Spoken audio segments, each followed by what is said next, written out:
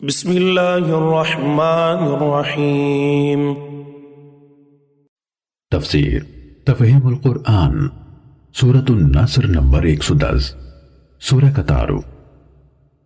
پہلی آیت اذا جاء نصر اللہ کے لفظ نصر کو اس سورہ مبارکہ کا نام قرار دیا گیا ہے۔ حضرت عبداللہ بن عباس رضی اللہ عنہما کا بیان ہے کہ یہ قرآن مجید کی آخری سورت ہے، یعنی اس کے بعد کوئی مکمل سورت حضور پر نازل نہیں ہوئی۔ مختلف روایات سے معلوم ہوتا ہے کہ اس کے بعد بعض آیات نازل ہوئی ہیں، لیکن اس امر میں اختلاف ہے کہ قرآن کی وہ آیت کون سی ہے جو حضور پر سب سے آخر میں نازل ہوئی۔ بخاری اور مسلم میں حضرت برا بن عازب کی روایت یہ ہے کہ وہ سورہ نساء کی آخری آیت یستفتونک قل اللہ یفتیکم فی الکلالہ ہے۔ امام بخاری نے ابن عباس کا قول نقل کیا ہے کہ آیت ربا، یعنی جس آیت میں سود کی حرمت کا حکم دیا گیا ہے، قرآن کی سب سے آخری آیت ہے۔ اس کی تائید ان روایات سے بھی ہوتی ہے جو امام احمد، ابن ماجہ اور ابن مردوی نے حضرت عمر سے نقل کی ہیں، مگر ان میں یہ نہیں کہا گیا ہے کہ یہ آخری آیت ہے، بلکہ حضرت عمر رضی اللہ تعالیٰ عنہ کا قول یہ ہے کہ یہ سب سے آخر میں نازل ہونے والی آیات میں سے ہے۔ ابو عبید نے فضائل القرآن میں امام زہری کا اور ابن جریر نے اپنی تفسیر میں حضرت سعید بن مسیب کا قول نقل کیا ہے کہ آیت ربا اور آیت دین یعنی سورہ بقرہ رکوع 38 اور 39 قرآن میں نازل ہونے والی آخری آیات ہیں۔ ابو عبید نے فضائل القرآن میں امام زہری کا اور ابن جریر نے اپنی تفسیر میں حضرت سعید بن مسیب کا قول نقل کیا ہے کہ آیت ربا اور آیت دین قرآن میں نازل ہونے والی آخری آیات ہیں۔ نسائی، ابن مردوی اور ابن جریر نے حضرت عبداللہ بن عباس کا ایک دوسرا قول یہ نقل کیا ہے کہ وَاتَّقُوا يَوْمًا تُرْجَعُونَ فِيهِ قرآن کی آخری آیت ہے۔ الفریابی نے اپنی تفسیر میں ابن عباس کا جو قول نقل کیا ہے اس میں یہ اضافہ ہے کہ یہ آیت حضور صلی اللہ علیہ وسلم کی وفات سے 81 دن پہلے نازل ہوئی تھی، اور سعید بن جبیر کا قول جو ابن ابی حاتم نے نقل کیا ہے اس میں اس آیت کے نزول اور حضور کی وفات کے درمیان صرف 9 دن کا فصل بیان کیا گیا ہے۔ امام احمد کی مسند اور امام حاکم کی المستدرک میں حضرت ابی بن کعب کی روایت یہ ہے کہ سورہ توبہ کی آیات 128 اور 129 سب سے آخر میں نازل ہوئی ہیں۔ حضرت عبداللہ بن عمر کی روایت ہے کہ یہ سورت حجۃ الوداع کے موقع پر ایام تشریق وسط میں مقام منی نازل ہوئی، اور اس کے بعد حضور صلی اللہ علیہ وسلم نے اپنی اونٹی پر سوار ہو کر اپنا مشہور خطبہ ارشاد فرمایا۔ بیہقی نے کتاب الحج میں حضرت سرہ بنت نبہان کی روایت سے حضور صلی اللہ علیہ وسلم کا وہ خطبہ نقل کیا ہے جو آپ نے اس موقع پر ارشاد فرمایا تھا۔ وہ کہتی ہیں کہ میں نے حجۃ الوداع میں حضور صلی اللہ علیہ وسلم کو یہ فرماتے سنا کہ لوگو جانتے ہو کہ یہ کون سا دن ہے؟ لوگوں نے عرض کیا اللہ اور اس کے رسول کو زیادہ علم ہے۔ فرمایا یہ ایام تشریق کے بیچ کا دن ہے۔ پھر آپ نے پوچھا جانتے ہو یہ کون سا مقام ہے؟ لوگوں نے عرض کیا اللہ اور اس کے رسول کو زیادہ علم ہے۔ فرمایا یہ مشعر حرام ہے۔ پھر حضور نے فرمایا کہ میں نہیں جانتا، شاید اس کے بعد میں تم سے نہ مل سکوں، خبردار رہو، تمہارے خون اور تمہاری عزتیں ایک دوسرے پر اسی طرح حرام ہیں جس طرح یہ دن اور یہ مقام حرام ہے، یہاں تک کہ تم اپنے رب کے سامنے حاضر ہو اور وہ تم سے تمہارے اعمال کے بارے میں سوال کرے۔ سنو یہ بات تم میں سے قریب والا دور والے تک پہنچا دے۔ سنو کیا میں نے تمہیں پہنچا دیا؟ اس کے بعد جب ہم لوگ مدینے واپس ہوئے تو کچھ زیادہ دن نہ گزرے تھے کہ حضور کا انتقال ہو گیا۔ ان دونوں روایتوں کو ملا کر دیکھا جائے تو معلوم ہوتا ہے کہ سورہ نصر کے نزول اور رسول اللہ صلی اللہ علیہ وسلم کی وفات کے درمیان 3 مہینے کچھ دن کا فصل تھا، کیونکہ تاریخ کی روح سے حجۃ الوداع اور حضور صلی اللہ علیہ وسلم کے وصال کے درمیان اتنا ہی زمانہ گزرا تھا۔ ابن عباس کا بیان ہے کہ جب یہ سورہ مبارکہ نازل ہوئی تو حضور صلی اللہ علیہ وسلم نے فرمایا مجھے میری وفات کی خبر دے دی گئی ہے اور میرا وقت آن پورا ہوا۔ دوسری روایت جو حضرت عبداللہ بن عباس سے منقول ہوئی ہیں ان میں بیان کیا گیا ہے کہ اس سورہ کے نزول سے حضور نے یہ سمجھ لیا تھا کہ آپ کو دنیا سے رخصت ہونے کی اطلاع دے دی گئی ہے۔ ام المومنین حضرت ام حبیبہ رضی اللہ تعالیٰ عنہ فرماتی ہیں کہ جب یہ سورہ نازل ہوئی تو حضور صلی اللہ علیہ وسلم نے فرمایا اس سال میرا انتقال ہونے والا ہے۔ یہ بات سن کر حضرت فاطمہ رضی اللہ تعالیٰ عنہ رو دی۔ اس پر آپ صلی اللہ علیہ وسلم نے فرمایا میرے خاندان میں سے تم ہی سب سے پہلے مجھ سے آ کر ملو گی۔ یہ سن کر وہ ہنس دی۔ قریب اسی مضمون کی روایت بیہقی نے ابن عباس سے نقل کی ہے۔ ابن عباس فرماتے ہیں کہ حضرت عمر رضی اللہ عنہ مجھے غزوہ بدر میں شریک ہونے والے بڑے بڑے شیوخ کے ساتھ اپنی مجلس میں بلایا کرتے تھے۔ یہ بات بعض بزرگوں کو ناگوار گزری، اور انہوں نے کہا کہ ہمارے لڑکے بھی تو اسی لڑکے جیسے ہیں، اس کو خاص طور پر کیوں ہمارے ساتھ شریک مجلس کیا جاتا ہے؟ امام بخاری اور ابن جریر نے تصریح کی ہے کہ یہ بات کہنے والے حضرت عبد الرحمن بن عوف رضی اللہ تعالیٰ عنہ تھے۔ حضرت عمر نے فرمایا کہ علم کے لحاظ سے اس کا جو مقام ہے وہ آپ لوگ جانتے ہیں۔ پھر ایک روز انہوں نے شیوخ بدر کو بلایا اور مجھے بھی ان کے ساتھ بلا لیا۔ میں سمجھ گیا کہ آج مجھے یہ دکھانے کے لیے بلایا گیا ہے کہ مجھ کو ان کی مجلس میں کیوں شریک کیا جاتا ہے۔ دوران گفتگو میں حضرت عمر نے شیوخ بدر سے پوچھا کہ آپ حضرات اذا جاء نصر اللہ والفتح کے بارے میں کیا کہتے ہیں؟ بعض نے کہا اس میں ہمیں حکم دیا گیا ہے کہ جب اللہ کی نصرت آئے اور ہم کو فتح نصیب ہو تو ہم اللہ کی حمد اور اس سے استغفار کریں۔ بعض نے کہا اس سے مراد شہروں اور قلعوں کی فتح ہے۔ بعض خاموش رہے۔ اس کے بعد حضرت عمر نے کہا ابن عباس کیا تم بھی یہی کہتے ہو؟ میں نے کہا کہ نہیں۔ انہوں نے پوچھا پھر تم کیا کہتے ہو؟ میں نے عرض کیا اس سے مراد رسول اللہ صلی اللہ علیہ وسلم کی اجل ہے۔ اس میں حضور صلی اللہ علیہ وسلم کو خبر دی گئی ہے کہ جب اللہ کی نصرت آ جائے اور فتح نصیب ہو جائے تو یہ اس بات کی علامت ہے کہ آپ کا وقت آن پورا ہوا۔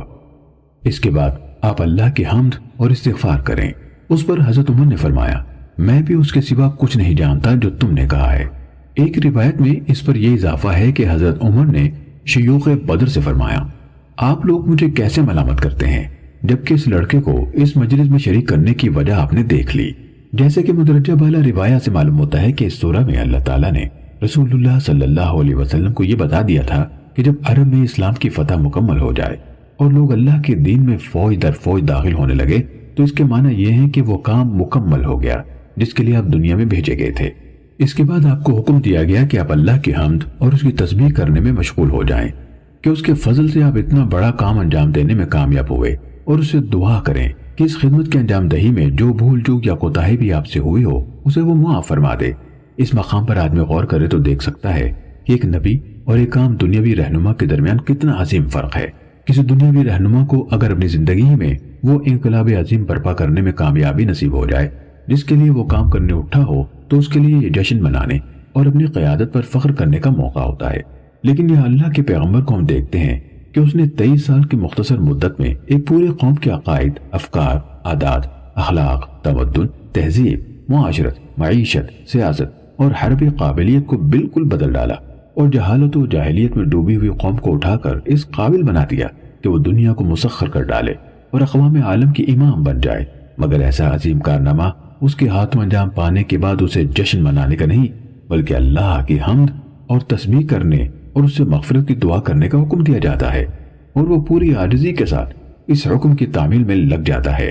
حضرت عائشہ رضی اللہ تعالیٰ عنہ فرماتی ہیں کہ رسول اللہ صلی اللہ علیہ وسلم اپنی وفات سے پہلے سبحانک اللہم وبحمدک استغفرک واتوب الیک، بعض روایت میں الفاظ یہ ہیں سبحان اللہ وبحمدہ استغفر اللہ واتوب الیہ، کثرت سے پڑھا کرتے تھے۔ میں نے عرض کیا کہ یا رسول اللہ یہ کیسے کلمات ہیں جو آپ نے اب پڑھنے شروع کر دی ہیں؟ فرمایا میرے لیے ایک علامت مقرر کر دی گئی ہے کہ جب میں اسے دیکھوں تو یہ الفاظ کہا کروں، اور وہ ہے اذا جاء نصر اللہ والفتح۔ اسی سے ملتی جلتی بعض روایات میں حضرت عائشہ کا بیان ہے کہ آپ اپنے رکوع و سجود میں بکثرت یہ الفاظ کہتے تھے سبحانک اللہم وبحمدک اللہم اغفر لی۔ یہ قرآن یعنی سورہ نصر کی تعویل تھی جو آپ نے فرمائی تھی۔ حضرت ام سلمہ رضی اللہ تعالیٰ عنہ فرماتی ہیں کہ رسول اللہ صلی اللہ علیہ وسلم کی زبان مبارک پر آپ کے آخری زمانہ حیات میں اٹھتے بیٹھتے اور جاتے آتے یہ الفاظ جاری رہتے سبحان اللہ وبحمدہ۔ میں نے ایک روز پوچھا کہ یا رسول اللہ آپ کثرت سے یہ ذکر کیوں کرتے رہتے ہیں؟ فرمایا مجھے اس کا حکم دیا گیا ہے۔ پھر آپ نے یہ سورت پڑھی۔ حضرت عبداللہ بن مسعود کی روایت ہے کہ جب یہ سورت نازل ہوئی تو رسول اللہ صلی اللہ علیہ وسلم کثرت سے یہ ذکر فرماتے رہتے سبحانک اللہم وبحمدک اللہم اغفر لی، سبحانک ربنا وبحمدک اللہم اغفر لی انک انت التواب الغفور۔ ابن عباس کا بیان ہے کہ اس سورت کے نازل ہونے کے بعد رسول اللہ صلی اللہ علیہ وسلم آخرت کے لیے محنت و ریاضت کرنے میں اس قدر شدت کے ساتھ مشغول ہو گئے جتنے اس سے پہلے کبھی نہ ہوئے تھے۔ اذا جاء نصر اللہ والفتح۔ فتح سے مراد کسی ایک مارکے میں فتح نہیں بلکہ وہ فیصلہ کن فتح ہے جس کے بعد ملک میں کوئی طاقت اسلام سے ٹکر لینے کے قابل باقی نہ رہے اور یہ امر واضح ہو جائے کہ اب عرب میں اسی دین کو غالب ہو کر رہنا ہے۔ بعض مفسرین نے اس سے مراد فتح مکہ لی ہے، لیکن فتح مکہ سن 8 ہجری میں ہوئی ہے اور اس سورہ کا نزول سن 10 ہجری کے آخر میں ہوا ہے، جیسا کہ حضرت عبداللہ بن عمر اور حضرت سرہ بنت نبہان کی ان روایات سے معلوم ہوتا ہے جو ہم نے دیباچے میں نقل کی ہیں۔ علاوہ بریں حضرت عبداللہ بن عباس کا یہ قول بھی اس تفسیر کے خلاف پڑتا ہے کہ یہ قرآن مجید کی سب سے آخری صورت ہے، کیونکہ اگر فتح سے مراد فتح مکہ ہو تو پوری سورہ توبہ اس کے بعد نازل ہوئی تھی، پھر یہ سورت آخری سورت کیسے ہو سکتی ہے؟ بلا شبہ فتح مکہ اس لحاظ سے فیصلہ کن تھی کہ اس نے مشرکین عرب کی ہمتیں پست کرتی تھیں، مگر اس کے بعد بھی ان میں کافی دمخم باقی تھا۔ طائف اور حنین کے معرکے اس کے بعد ہی پیش آئے تھے اور عرب پر اسلام کا غلبہ مکمل ہونے میں تقریباً 2 سال صرف ہوئے۔ وَرَأَيْتَ النَّاسَ يَدْخُلُونَ فِي دِينِ اللَّهِ أَفْوَاجًا،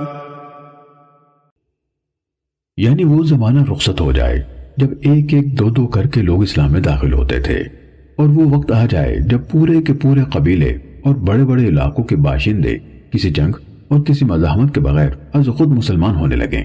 یہ کیفیت سن 9 ہجری کے آغاز سے رونما ہونی شروع ہوئی، جس کی وجہ سے اس سال کو سال وفود کہا جاتا ہے۔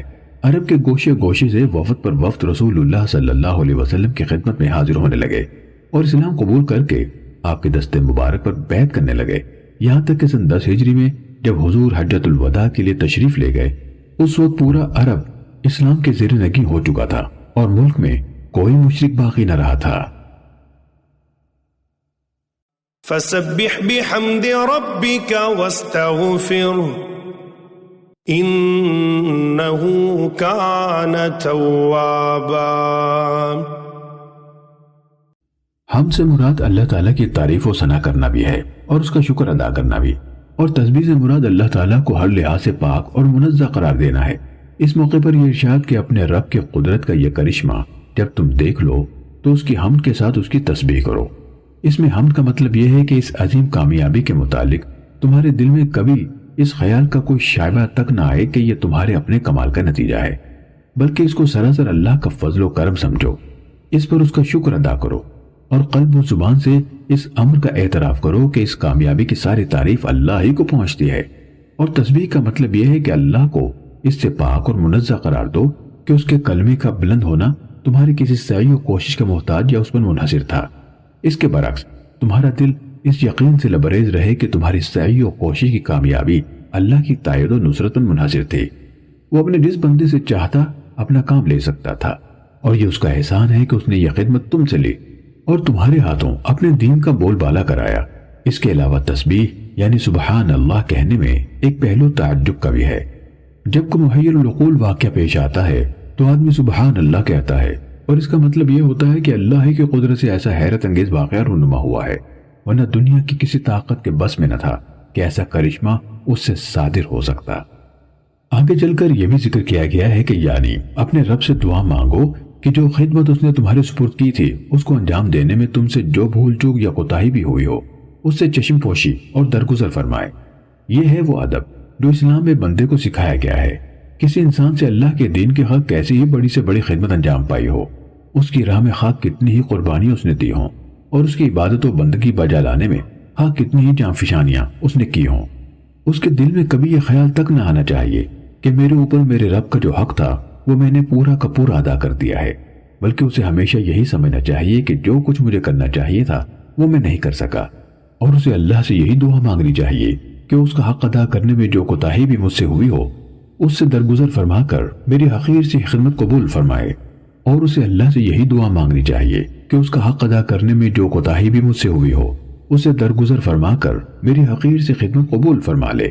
یہ ادب جب رسول اللہ صلی اللہ علیہ وسلم کو سکھایا گیا، جن سے بڑھ کر خدا کی راہ میں سعی و جہد کرنے والے کسی انسان کا تصور تک نہیں کیا جا سکتا، تو دوسرے کسی کا یہ مقام کہاں ہو سکتا ہے کہ وہ اپنے عمل کو کوئی بڑا عمل سمجھے اور اس غرے میں مبتلا ہو کہ اللہ کو جو حق اس پر تھا وہ اس نے ادا کر دیا ہے۔